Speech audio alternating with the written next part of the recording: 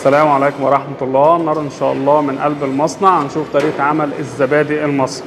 اهلا وسهلا، شرفتنا استاذ علي. النهارده معانا 400 كيلو لبن جاموسي من قلب مصنع اشبان والبان الصابر. نتكلم نحن المره الماضيه اشتغلنا على اللبن البقري، اشتغلنا الزبادي السوري، تمام. فعلى طلب متابعين النهارده طالبين مننا الزبادي المصري، كميه لبن كبيره لبن بقري، واشتغلنا على الزبادي السوري. النهارده على طلب المتابعين شغالين على الزبادي المصري، بس نحن مش حينفع نشتغل على 400 كيلو عشان حضان وشغل مصانع. انا النهارده استاذ علي مجهز لك معايا هنا 3 كيلو لبن جاموسي، حنشتغلهم كميه قليله عشان اللي حيقدر يشتغل جاموسي بالبيت حيعرف الطريقه معنا. خليك معنا خطوه خطوه. دول 3 كيلو لبن جاموسي، تمام، مولعين عليهم النار. هنا معنا علب زبادي. طبعا الشيف الفرق بين الزبادي السوري والزبادي المصري هو اللبن. هو اللبن بس. اللبن الجاموسي اللي هو هنعمله النهارده ده الزبادي المصري. تمام. نحن دي هتبقى معانا بعد ما تجهز، هتبقى 3 ايام. نحن عاوزين معانا بالفيديو ده علب وعلبة زبادي جهينة من أي سوبر ماركت، جهينة الأصدقاء أي حاجة ما فيش مشكلة. هي الكمية دي كده تعتبر قد إيه يا شيف؟ 3 كيلو. دول 3 كيلو. نحن مجهزين دول دلوقتي 3 كيلو مولعين عليهم النار على النار هادية. مع إيه؟ نبقى نحركهم كل شوية ما فيش مشكلة. حنستنى لما اللبن يغلي. لو عندنا ميزان زئبقي أو عادي حنستنى ترفع درجة الحرارة لل 90. لما تنزل معانا لل 90 حتختلف هنا الطريقة، تمام. بين السوري والمصري هنا الطريقة حتختلف. نحن نصب الزبادي هي سخنه، نحن حنستناها هنا لما تبرد لدرجه حراره 50 وننزل عليها زبادي كلها تختيره واحده مع بعضها.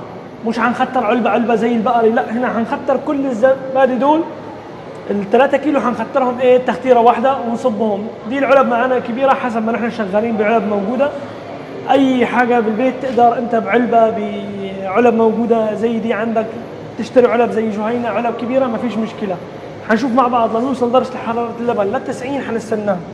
هلا حيوصل معنا درجه اللبن لل 90. لازم اشوف اللبن يوصل لدرجه الغليان وبعد كده يبرد. ايوه، درجه غليان من 90 ل 95. ده حيفرق معنا الطريقه، انه هنا حتختر انت زبادي المصري. هنا الجاموسي اللبن ده الجاموسي لما يغلي ال 90 بتستناه يبرد على حاله كده، او بالعلب ما فيش مشكله، لا حنستناه يبرد هنا، تمام، كله مع بعضه، عشان نحن بالعلبه دي ناخذ منها حتى صغيره ونختر الكل ونصب.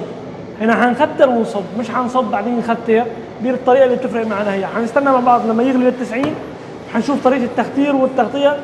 ده لما يتغطى حيساوي 3 ساعات متغطي، من 2 ل 3 حيبقى يتغطى. نحن ده اللي شغالين عليه يا استاذ علي بحضان، بس نحن عشان المشاهدين والمتابعين قال لك اشتغل على كميه صغيره عشان نقدر نشتغل بالبيت. خليك معنا يا استاذ علي، حنشوف الطريقه دي معانا. كده بقى وصلنا اهو لمرحله الغليان بتاع اللبن. اهو غلى معانا اللبن. هلا حنطفي عليه ونسيبه يبرد لدرجه حراره 50.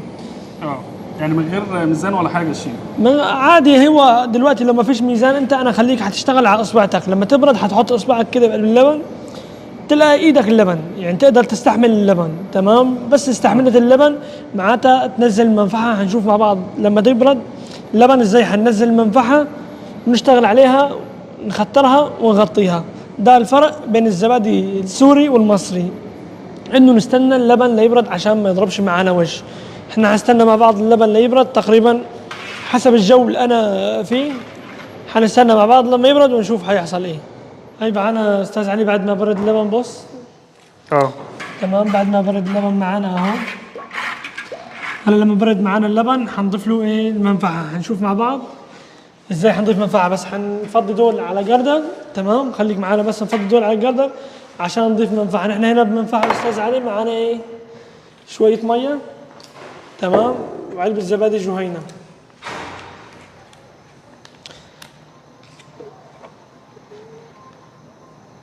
حناخد منها معلقتين بس كده يا شيف. بس خلاص، يعني معلقتين. عشان لو حطيت العلبه كلها هتبقى مش هتقعد معك بالبراد، حتمزمز، حتصير مزه. ما تنفعش. نحن هلا لو عندنا بالزبادي السوري بقت فيها شويه مزازه عادي ما ياثرش. ايوه، لكن المصري لا. المصري لا. يعني الفرق بين السوري والمصري ان السوري بتبقى مززه قصدك يا شيف؟ ايوه تبقى مزه عادي ما فيش مشكله، عشان الفتات وكده. لو بقت مزه عادي ما فيش مشاكل. هي بعد ما فضينا اللبن على جردل حنضيف فوق المنفعه كده المنفعه. ايوه،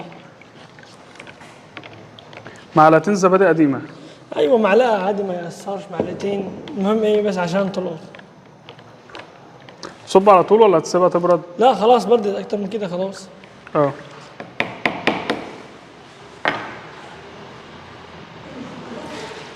كل علبة هنفضي فيها شوية.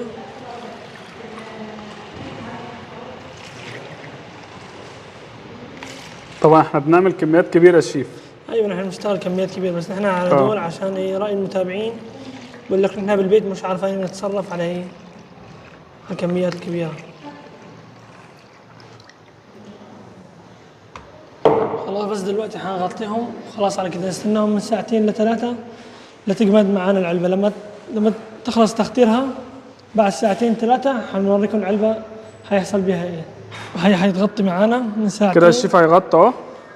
خلاص بس انت تغطيهم شو من كان تتخطر بالبيت بحلة بعلبة ما فيش مشكلة، بزبداية ما فيش مشكلة، حسب انت. سيبهم من ساعتين لثلاثة، بعد 3 ساعات حنشوف مع بعض النتيجة. اقل حاجه ساعتين يا شيف. اقل حاجه ساعتين. انت حتفتح العلبه حتشوفها، لو هي لسه عايزه حتضل مغطيها، خلاص مش عايزه. تمام. تمام يا شيف. بعد 3 ساعات حنشوفهم مع بعض حيحصل معنا ايه ونشوف التختير بتاعها. طب ما ينفعش الشيف ان احنا ندخلها الثلاجه دلوقتي؟ اه. لا ما ينفعش عشان تاخذ منفعه، عشان تفعل الخضره مع اللبن. تمام. يعني بعد ما تجمد. بعد ما تجمد حنشوفهم مع بعض باذن الله، بعدين حندخلها التبريد ساعتين، بنقدر ناكل منها بعد ساعتين بعد ما ندخلها التبريد. كده الزبادي ايه بعد مرحله التخمير ودخلت الثلاجه. هي بعد ما غطيناها 3 ساعات معنا تخمرت ودخلت الثلاجة. نحن معبين علب تقريبا يعني تمام. شايف مبين انه لبن بسم الله ما شاء الله بخيره. هي بعد ما تبردت تقريبا لتاني نهار سبناها بالتبريد. هي زي ما هي بعد ما سبناها بالتبريد تاني يوم. تمام. تمام استاذ علي. اهو بعد ما سبناها لتاني يوم بالتبريد. شايف بسم الله ما شاء الله الوش بتاعها استاذ علي. عشان دي مش بتاعت شغل، دي انت عاملها للبيت، حاجه للبيت لبن بخيره ده. ايوه. يعني انت مش نحن النهارده مش شغالين حاجه للسوق، باذن الله كل حاجه يعني بخيرها. تمام. شايف معي استاذ علي. وهي بتكون معنا خلصت الزبادي. احنا شغلنا عباره عن ايه يا شيف؟ منتجاتنا ايه هنا في المصنع؟ منتجاتنا هنا عندنا جبنه موزاريلا الطبيعي، عندنا الجبنه الموزاريلا القوالب. الزبادي شغالين فيها الزبادي السوري المصري، ما بنشتغلش ان شاء الله قريبا حينزل معنا الزبادي المصري. شغالين بالحاجات السوريه، موزاريلا طبيعي، الاشقوان طبيعي يعني موزاريلا قوالب، الحلوم قوالب، عندنا حلوم شوي. دي المنتجات بتاعتنا، والاسعار باذن الله حتكون لا عاليه ولا متوسطه عشان نحن النهارده شغالين بحاجه طبيعيه.